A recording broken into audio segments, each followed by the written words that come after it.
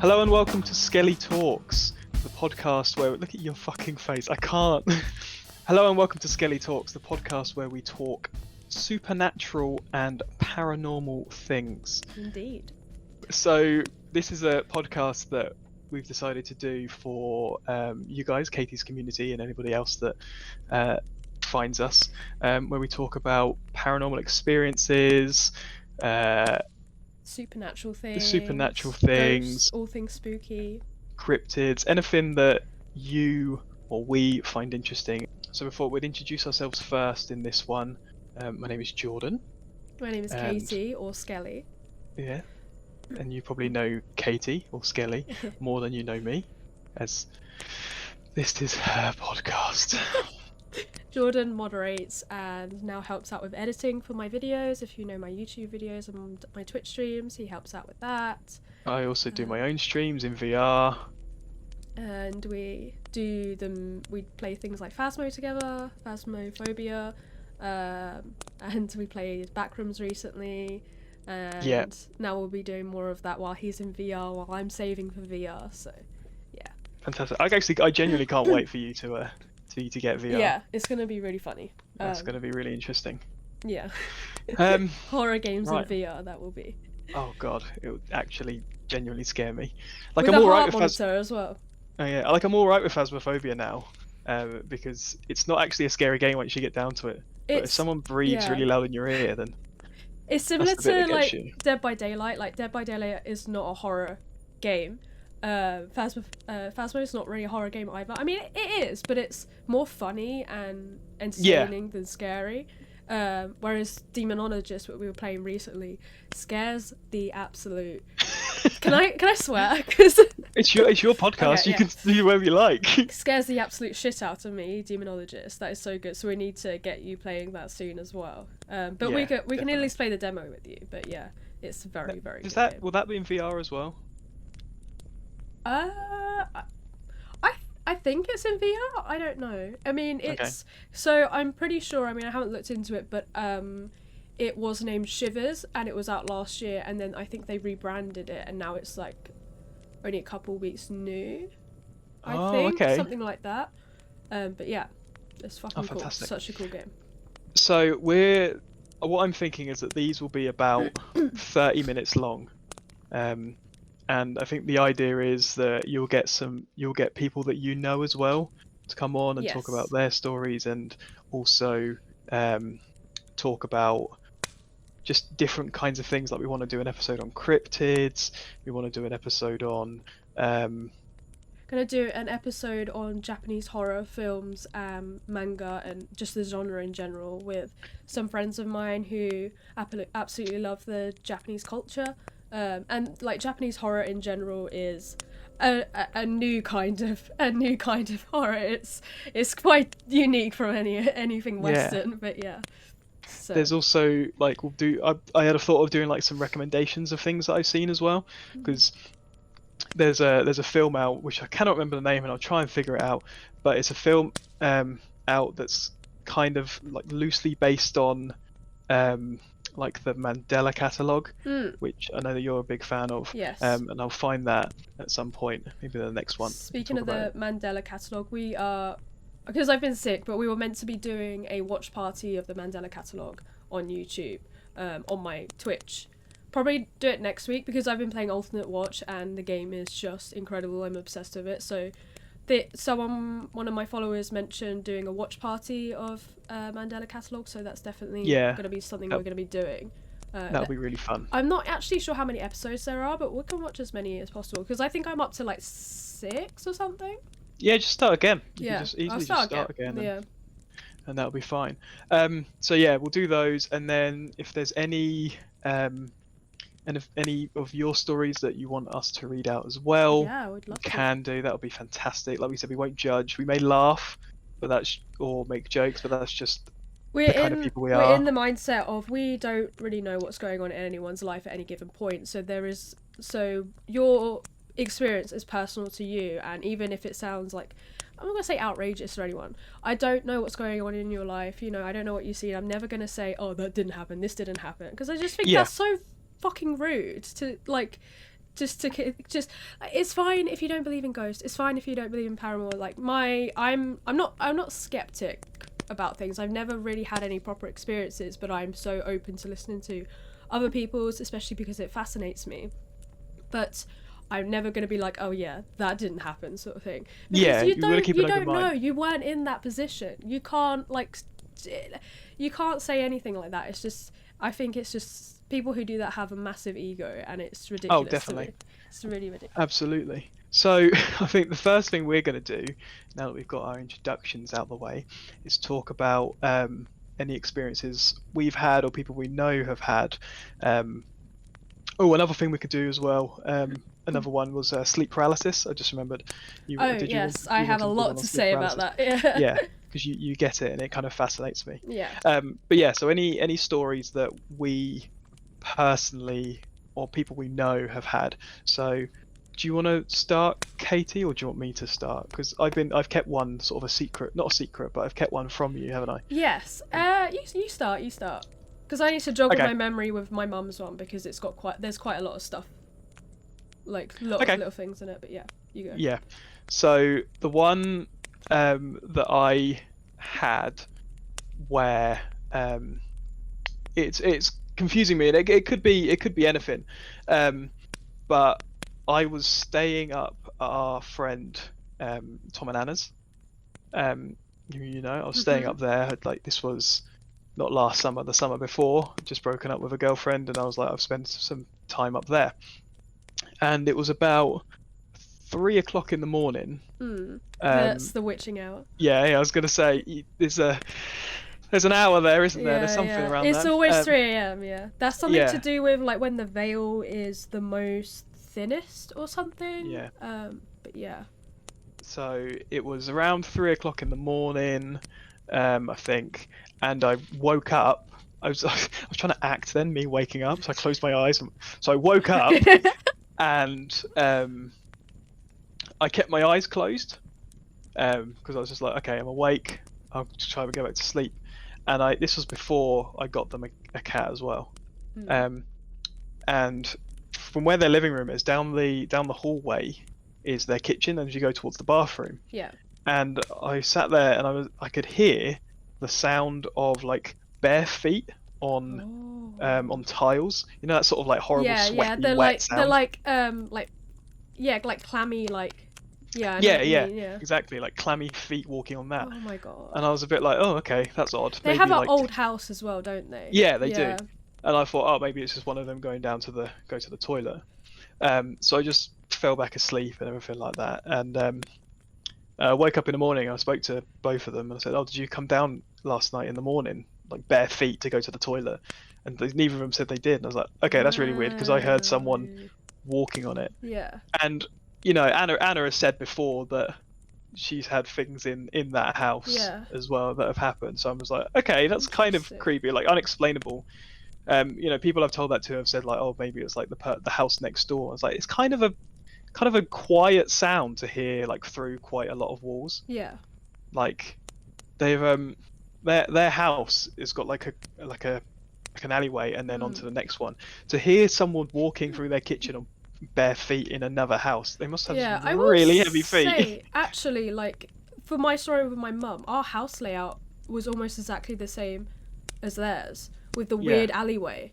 So just those houses are a bit odd. So that's pretty much mine. And I was a bit like, okay, that's strange. I don't really know what that is. Yeah. But that's my only claim to fame. Anything other than that, I don't have. Yeah. Do you remember your one? Yeah, I don't. It's not like this one's quite recent, because I don't have like any like serious stories or anything. And this one, like, it could have been anything, to be fair. But so around this time last year, I lost my cat Monty, and he was my absolute best friend. Like, he like, he's one of those cats that like I feel like was my spirit animal, because like whenever he's so like has a very strange way of showing affection. He won't, and he'll like pretend that he doesn't care, but when he knows that you are really like down, like I can't remember what it was specifically, but one time I was like completely hopeless, and I was in such a bad place in my life, and he was just like spending that time just following me around and booping my head a lot and things like, and he would just do stuff that's like so out of place from how he usually is. He just has this kind of like sense that he knows when I need the affection.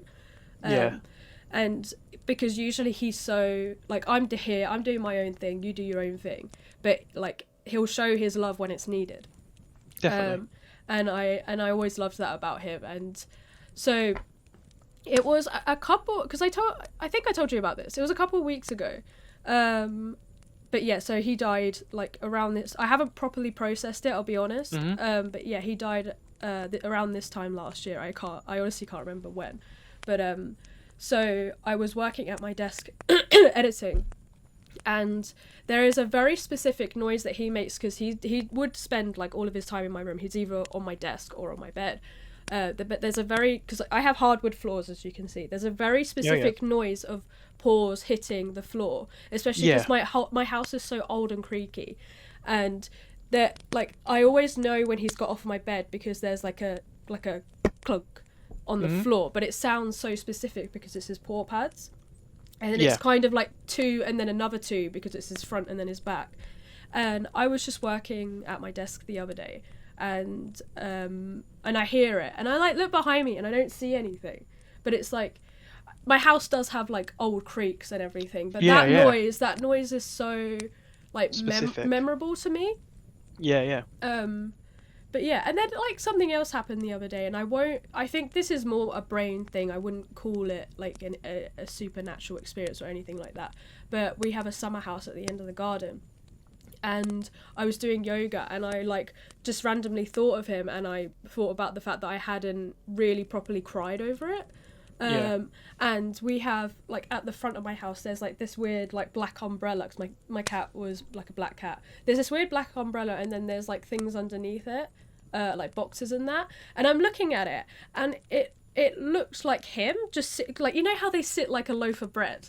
It looks like him, and and you know one of those situations when you look away and it's gone.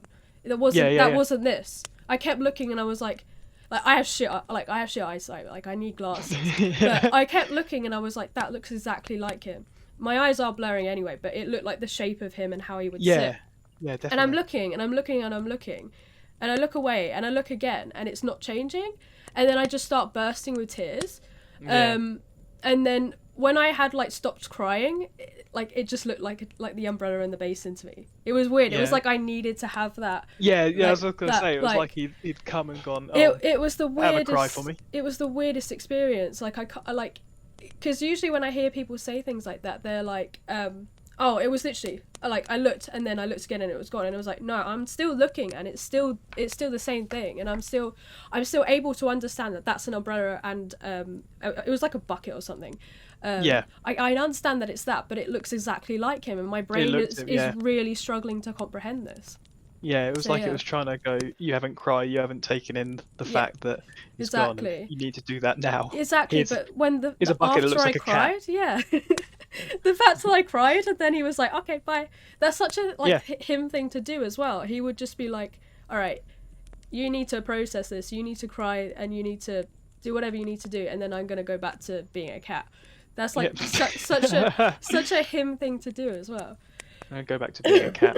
Exactly.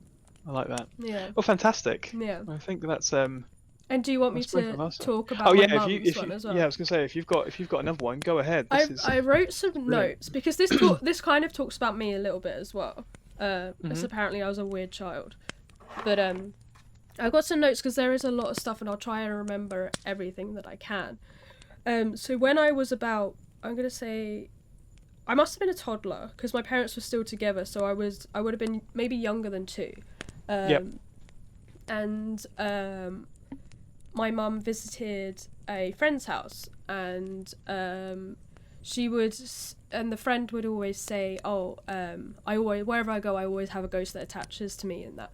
And my mum didn't ever believe it. She was like, okay, that's great, good job. I don't know what to make of that. How to react to that. And then one time she visits the friend's house, and there's a very distinct feeling of when this I probably could have worded this better, but there's a very distinct feeling of when someone sits on your lap, like. Well, you got that right.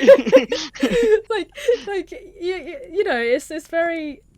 I don't even know what to say to that, but basically this is what happened. Like, she felt like a child sit on her. My mum felt a child like sit on her lap, and she's like, "This is really weird. I don't know what to do about this." So she's just kind of there, like with her cup of tea at her friend's house. She's like, I think there's a child. There's a child on my lap, and then the friend was like, "Oh yeah, that's the little ghost girl that's been following me around." So I will get to the backstory about this ghost, but so my mum goes home that day, and my dad comes much later on in the evening, and my dad comes in, and I think she was in the kitchen or the living room or whatever, and my dad's like, "Can you go and see to Katie upstairs? She's crying." Yeah, so he goes, "Can you go see to Katie because she's crying upstairs?" And my mum was like, "Well, you'd have a job. She's at your nan's, at your mum's." Oh. Yeah, so I was at my nan's. And... You'd have a job. I like that. You'd have a job doing that. So, yeah, my dad had just heard a child crying upstairs in our house. That's really creepy. This was before my brother was born, so. Anything that involves like children crying always like makes me like creeped out. Like a friend of my fiance's, they've got one of those like black and white baby monitors in the kids' room, and she was saying that their son has just started like standing up in the cot in the middle of the night. It's so creepy and black and white. Giggling. Yeah, because their eyes light up too. I'll be like, "Don't ever show me that video. I would cry." But yeah, there's actual backstory on this ghost. My mum had said that she'd spoken to the friend, and the friend had got like a, I don't know what, like a not quite an exorcist, but like someone like from the church in the area to come around and look and take a look, and they did like a background check on the location and stuff.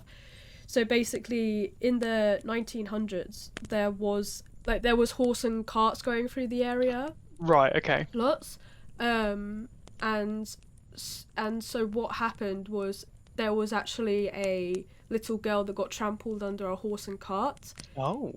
Right where their house was. Okay. So, and like the age and everything checked out. So yeah, that's really creepy, strange. Isn't it? Yeah. Yeah, I like those kind of things though, where there is like at least some backstory to what people. But yeah, apparently she was running out looking for her mum, and that's why she keeps attaching to women, like the friend and my mum. She was trying to find her mum, and she ran out and like just got run over by the horse and cart. Yeah. God. It's rough. I like that. That's like the church. I'm gonna name drop, but I'll probably edit the name of the place out, where it's meant to be like really haunted because of the way that it's facing. We should do a live one up there. We should, yeah. At do night. Like an in-person one. Okay. Yeah, an in-person one. I'll be up for that, yeah. Up there. Yeah, that'll be fun. Yeah. Have you got anywhere for people to contact you with their stories? Yeah, so a few different places. You can message me. The best place would probably be to join the Discord, because we have a specific area for your own stories in the Discord. So if you join the Discord, that's the best option. Otherwise, you can message me on Twitter. You can message me on Instagram as well, but I don't really get notifications for some reason. Or you can email me as well. So that's katiebtut@gmail.com.